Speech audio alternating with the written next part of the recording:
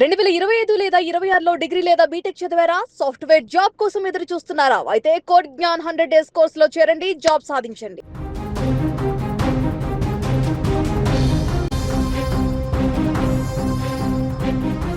Bachupally IT ఉద్యోగి సీతారాం రెడ్డి ఆత్మహత్య case ఇప్పుడు తెలుగు రాష్ట్రాల్లో పెను సంచలనంగా మారింది. ఒక పచ్చని సంసారంలో వివాహేతర సంబంధం ఏ విధంగా చిచ్చు పెడుతుందో, ఒక నిండు ప్రాణాన్ని ఎలా బలి తీసుకుందో తెలిపే ఘటన ఇది. ప్రాణం కంటే మిన్నగా ప్రేమించిన భార్య కళ్ల ముందే పరాయి వ్యక్తులతో తిరుగుతుంటే తట్టుకోలేక ఆ వేదనను ఎవరికి చెప్పుకోలేక ఆ యువకుడు సాగర్ గర్భంలో కలిసిపోయాడు. అయితే అతడు చనిపోతూ రాసిన ఆ 19 పేజీల లేఖ ఇప్పుడు నిందితుల గుండెల్లో రైలు పరిగెత్తిస్తోంది.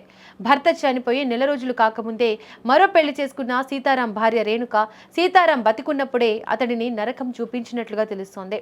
కేసు విచారణలో ఎన్నో విస్తుపోయే అంశాలు వెలుగులోకి వచ్చాయి. తన భార్య పలువురితో సన్నిహితంగా ఉన్న వీడియోలను సామాజిక మాధ్యమంలో చూసిన అతను భార్యను హెచ్చరించగా, నిన్ను పెళ్లి చేసుకోవడం నాకు ఇష్టం లేదు. ఈ విషయం మా అమ్మా నాన్నలకు అప్పుడే చెప్పాను. అయినా కూడా వారు నీకిచ్చి బలవంతంగా వివాహం చేశారు.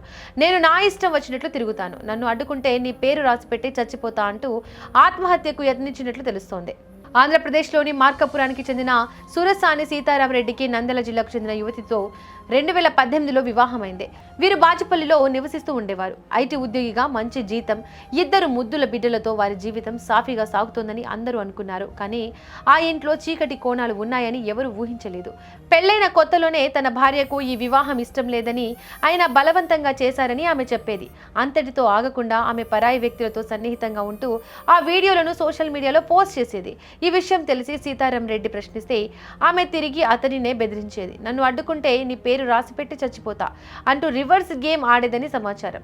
ఈ మానసిక వేదనను భరిస్తూనే సంసారాన్ని నిలబెట్టుకోవాలని ఆమెను గోవా నుంచి తీసుకురావడం, పంచాయతీలు పెట్టడం వంటివి చేశాడు. కానీ ఆమె ప్రవర్తనలో మార్పు రాలేదు. చివరికి భార్య ప్రవర్తన మితిమీరడంతో ఫిబ్రవరి 8న ఇంటి నుంచి వెళ్లిన సీతారాం రెడ్డి మరుసటి రోజు హుస్సేన్ సాగర్లో దూకి ప్రాణాలు వదిలాడు. అయితే ఈ కేసులో అసలు ట్విస్ట్ ఏమిటంటే, భర్త చనిపోయిన పుట్టెడు దుఃఖంలో ఉండాల్సిన భార్య నెల రోజులు కూడా గడవక ముందే తన ప్రియుడు రమణారెడ్డిని వివాహం చేసుకుంది. ఈ విషయం పోలీసుల దర్యాప్తులో తేలడంతో మృతుడి తండ్రి మీడియా ముందుకు వచ్చి తన కుమారుడికి జరిగిన అన్యాయాన్ని వివరించాడు. తన కోడలికి పలువురితో సంబంధాలు ఉన్నాయని, ఇన్స్టాగ్రామ్ రీల్స్ సాక్షిగా ఆమె తన కుమారుడిని వేధించిందని కన్నీరు మున్నీరయ్యాడు.